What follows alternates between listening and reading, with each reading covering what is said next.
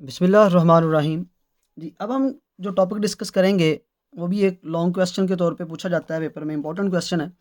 और क्वेश्चन है solution of electric field wave function by wave equation.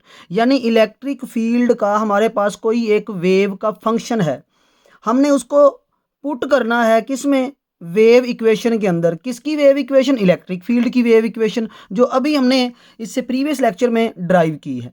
तो हम क्या करते हैं, यहाँ पर सबसे पहले वेव फंक्शन जो है उसको लिख लेते हैं। तो ये हमारे पास एक वेव फंक्शन है इलेक्ट्रिक फील्ड का। और यहाँ पर अगर देखें तो इलेक्ट्रिक फील्ड का वेव फंक्शन आ गया हमारे पास ए एक्स, और ये आपको पता है यूनिट वेक्टर नॉमिनेट हो रहा है, तो ये यूनिट वेक्टर आ गया, ये एम्पलीट्यूड आ गया, और ई की पावर आयोटा के जी माइनस ओमेगा टी। अब यहाँ पर आपने दो बातें ज़रा याद रखनी है। अगर ई की पावर यहाँ पर आपको माइनस ओमेगा टी और उससे पहले भी माइनस मिल जाए तो दोनों साइन हो गए सेम।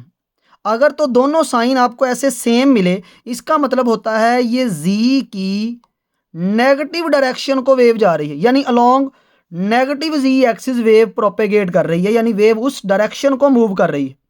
और अगर एक पॉजिटिव हो शुरू में, यहाँ पर नेगेटिव हो, अगर माइनस कॉमन ले ली जाए तो ये नेगेटिव हो जाएगा, ये पॉजिटिव, यानी ऑपोजिट साइन हो जाएं तो वो पॉजिटिव डायरेक्शन को प्रोपेगेट कर रही होती है।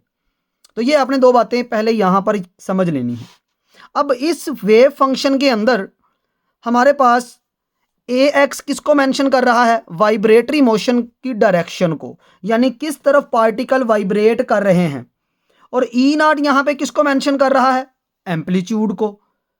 और यहाँ पर ये वाला जो जी है वेव फंक्शन में, ये वाला जी, ये किसको मेंशन कर रहा है?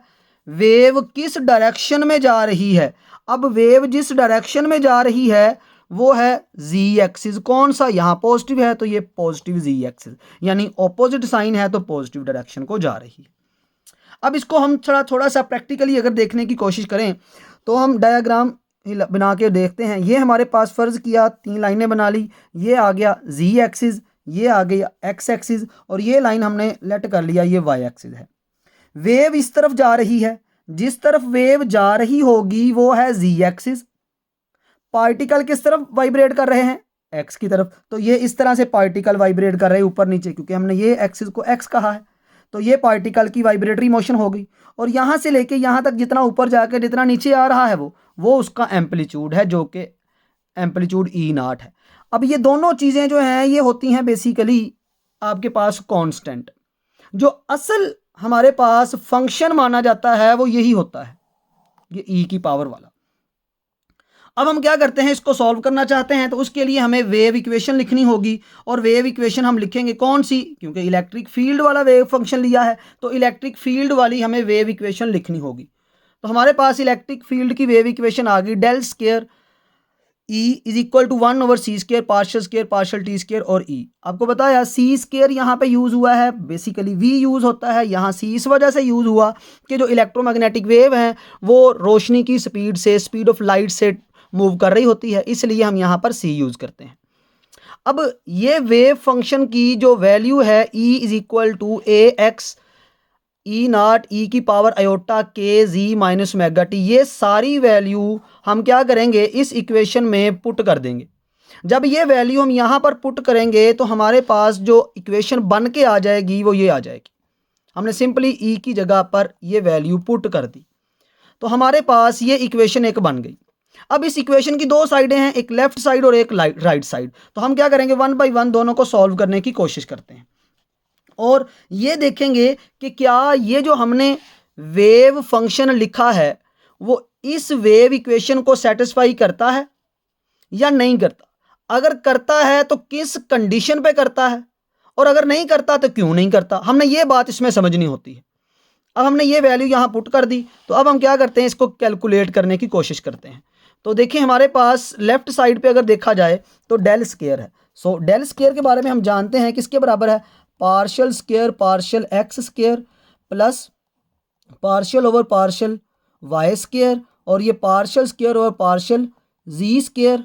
ये हमने डेल स्क्वायर की वैल्यू को लिख लिया। मैं अभी लेफ्ट साइड को सॉल्व कर रहा हूँ, राइट को मैं अभी कुछ नहीं कर रहा।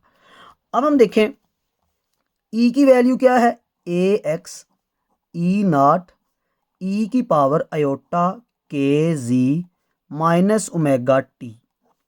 ये मैंने लेफ्ट साइड में जो वैल्यू पुट की थी उसे मैंने इस तरह से लिख लिया। अब इसे हम सॉल्व करने की कोशिश करते हैं।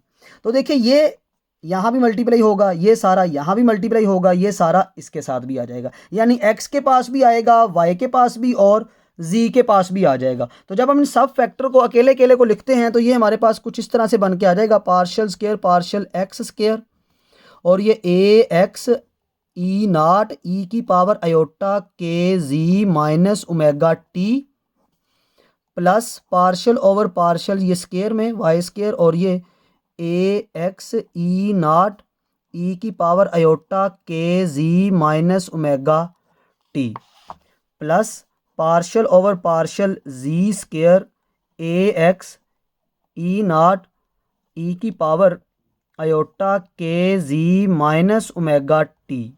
तो ये हमने अकेले अकेले को ये पूरे वेव फंक्शन की वैल्यू को प्रोवाइड कर दिया। अब हमने देखते हैं कि यहाँ पर डबल डेरिवेटिव है, यानी दो मरतबा हमने डिफरेंशियल लेना है with respect to position X Y और जी। अब चूंकि जो वेव है वो आपकी किस तरफ प्रोपेगेट कर रही है, जी की तरफ, तो इसका मतलब जी जो है वो यहाँ पर वेरिएबल है, बाकी सारे कांस्टेंट हैं। तो ये जी एक्स के लिए क्या बन गया, कांस्टेंट। तो आप जानते हैं जब कांस्टेंट का डेरिवेटिव लिया जाता है तो वो ज़ीरो है, तो यहाँ पर जी एक्स के लिए कांस्टेंट है, तो इसका आंसर क्या आ जाएगा हमारे पास, ज़ीरो। और शुरू में ए एक्स हम लिख सकते हैं, ई नॉट भी लिख सकते हैं, इससे कोई फ़र्क नहीं पड़ता। प्लस यहाँ पर भी जी जो है वो वेरिएबल है, क्योंकि वेरिएबल इस वजह से है कि वेव जी की तरफ जा रही है, और वाई यहाँ पर वाई एक ऐसा फंक्शन है जिसके अकॉर्डिंग हमने डिफरेंशियल लेना है, तो ये जी वाई के लिए कांस्टेंट बन जाएगा, तो इसका आंसर भी क्या आ जाएगा, ज़ीरो। तो ये दोनों का डिफरेंशियल जो है वो ज़ीरो क्यों आ गया, क्योंकि Z is treated as a constant for Y and X. So next इस स्टेप पे चलते हैं। अब यहाँ पर ए एक्स ई नॉट ये कांस्टेंट बाहर आ गए। अब इसका हमने डबल डेरिवेटिव लेना है, डबल डिफरेंशियल लेना है, किसके अकॉर्डिंग, विद रिस्पेक्ट टू जी। तो जी के अकॉर्डिंग हम डबल डिफरेंशियल लेंगे, तो ये आ जाएगा, आपको पता है इसका डिफरेंशियल अगर लिया जाए ई की पावर वाले का, ई की पावर वाला सारा फंक्शन वैसे ही आ जाता है, और ई को छोड़ के सिर्फ पावर का डिफरेंशियल ले लिया जाता है। अच्छा, मैंने चूंकि दो मरतबा डिफरेंशियल लेना है, तो जब पहली मरतबा डिफरेंशियल लूँगा आयोटा आएगा, साथ में के आएगा, जी का डेरिवेटिव जी के अकॉर्डिंग 1 हो जाएगा। इसी तरह से अगर मैं दूसरी मरतबा डिफरेंशियल लूँगा तो आयोटा आएगा, के आएगा, जी का डिफरेंशियल जी के अकॉर्डिंग 1 हो जाएगा। तो ये मेरे पास लेफ़्ट साइड जो है उसमें ये चीज़ें बच गई। अब इसको सिंप्लीफाई करते हैं तो हमारे पास जो आंसर बच जाएगा left side, left hand side का, वो आएगा हमारे पास ए एक्स ई नॉट, और ये ई की पावर आयोटा के जी माइनस ओमेगा टी, और ये आपके पास क्या आ गया जी, आयोटा स्क्वायर के स्क्वायर। इसको हम शुरू में लिख लेते हैं। तो आपको पता है आयोटा स्क्वायर किसके बराबर है, -1 के, तो ये पता होना चाहिए। तो ये -1 आ गया शुरू में, -1 ए एक्स ई नॉट, और ये के का स्क्वायर, चले हम यहाँ के का स्क्वायर लिख लेते हैं शुरू में, और ये आ गया ई की पावर आयोटा के जी माइनस ओमेगा टी। तो ये हमने बेसिकली लेफ़्ट हैंड साइड जो है, ये वेव इक्वेशन जो हमने यहाँ पर लिखी थी, इस वेव इक्वेशन की हमने ये लेफ़्ट साइड को सॉल्व किया, तो हमारे पास आंसर ये बन के आ गया, ये वाला, इतना। यहाँ तक क्लियर हो गया जी पॉइंट। अब हम चलते हैं इसकी राइट साइड की तरफ। तो जब हम इसकी राइट साइड की तरफ मूव करते हैं तो हमारे पास राइट साइड पे यहाँ पर आपको पता है ये है इक्वेशन। तो राइट साइड को अगर हम लिखें तो ये आ जाएगा आपके पास 1 और right side 1/c² partial square partial T square A X E naught E की पावर आयोटा के जी माइनस ओमेगा टी। अब ये हमारे पास राइट साइड में जो वैल्यू है वो बची पड़ी है। अब इसको भी हमने सॉल्व करना है, तो इसके लिए हम क्या करते हैं जी, यहाँ पर हमने डेरिवेटिव लेना है विद रिस्पेक्ट टू टाइम, किसका, ई वाले का, क्योंकि ये दोनों तो कांस्टेंट है। तो हम इसको लिखेंगे 1/c² शुरू में वैसे ही, और ये दोनों कांस्टेंट आ गए ax और e0 वैसे ही। अब इसका double derivative with respect to time लिया जाएगा। सो e की पावर आयोटा के जी माइनस ओमेगा टी, ये वैसे ही लिखा जाता है पूरा। 2 मरतबा डेरिवेटिव पावर वाले का ले लें, सिर्फ e की जो पावर है ना उसका डेरिवेटिव ले लें। तो जब हम 2 मरतबा डेरिवेटिव लेते हैं तो आयोटा आएगा, साथ में माइनस ओमेगा आएगा, ये ऐसे मल्टीप्लाई हो और ये 1 आ जाएगा। इसी तरह से जब दूसरी मरतबा लेंगे तो ये आयोटा आएगा, माइनस ओमेगा और साथ में 1। ये हमारे पास डबल डेरिवेटिव इस वाले का आ जाएगा विद रिस्पेक्ट टू टाइम। तो ये आपने यहाँ पर ख्याल करना है कि टाइम के अकॉर्डिंग लेना है, इधर आपने पोजीशन के अकॉर्डिंग नहीं लेना। अब इसको ज़रा हम सिंप्लीफाई फॉर्म में लिखते हैं। तो ये हमारे पास आयोटा स्क्वायर हो गया, तो ये iota square minus minus plus हो गया, ओमेगा स्क्वायर ओवर सी का स्क्वायर, ये दोनों हमने शुरू में लिख लिए। और ये ए एक्स ई नॉट ई की आयोटा और ये के जी माइनस ओमेगा टी। तो ये हमारे पास वैल्यू आ गई किसकी, राइट हैंड साइड की। पहले हमने लेफ़्ट साइड को सॉल्व किया सेपरेटली ताकि खिचड़ी सी ना बने, इस वजह से हमने इसको सेपरेट करके सॉल्व किया है। तो अब हमने राइट साइड को कर लिया। अब हम क्या करते हैं, लेफ़्ट साइड और राइट साइड को आपस में कंपेयर करते हैं। आयोटा स्क्वायर -1 के बराबर है तो यहाँ माइनस आ जाएगी हमारे पास। तो जब हम यहाँ पर माइनस लगाएंगे तो ये आ जाएगा omega square over C square A X E naught E की पावर आयोटा के जी माइनस ओमेगा टी। अब ये राइट साइड आ गई। अब चूंकि जो हमारे पास इक्वेशन थी उसकी लेफ्ट साइड और राइट साइड आपस में बराबर थी, इस वजह से हम इन दोनों को भी बराबर रखेंगे। सो हम लिखेंगे लेफ्ट हैंड साइड बराबर किसके है जी, राइट हैंड साइड के। तो लेफ्ट हैंड साइड का आंसर हमारे पास क्या था, लेफ्ट हैंड साइड का आंसर था minus K square A X E naught E की पावर आयोटा के Z minus omega T is equal to, right side लिखेंगे अब minus omega square over C square A X E naught E की power iota के Z minus omega T. तो ये हमने left और राइट साइड को लिख लिया। अब लेफ्ट राइट साइड को अगर आप कंपेयर करें तो देखिए जो चीज़ें कैंसिल आउट हो रही हैं उन्हें आप कैंसिल कर दें तो हमारे पास सारा कुछ कैंसिल आउट हो जाता है। इस अगर हर चीज़ ही कैंसिल हो जाती लेफ्ट और राइट की तो दोनों साइडों पे ज़ीरो आना था। इसका मतलब था ये वेव फंक्शन हमारा इस इक्वेशन को 100% सेटिस्फाई करता है। इसका मतलब ये जो वेव फंक्शन है इस पर अब कंडीशन आएगी कि कब ये इक्वेशन को 100% सेटिस्फाई करेगा, तो वो कंडीशन अब हम कैलकुलेट यहाँ पर करेंगे। तो ये माइनस से माइनस कैंसिल हो गया, सो के स्क्वायर बच गया, बाकी सारा फैक्टर एलिमिनेट हो गया दोनों साइडों पे। तो इधर आ गया ओमेगा स्क्वायर ओवर सी का स्क्वायर। अब ये हमारे पास इसके लिए यहाँ पर के स्क्वायर के लिए एक कंडीशन आ गई। अब हम क्या करते हैं, सिर्फ के को फाइंड कर लेते हैं कि के है क्या बजाते खुद। तो जब इसका स्क्वायर रूट लेंगे हम तो ये आ जाएगा के ओमेगा ओवर सी, प्लस माइनस आएगा, लेकिन के जो है ये आपने याद रखना है ये बेसिकली वेव नंबर होता है।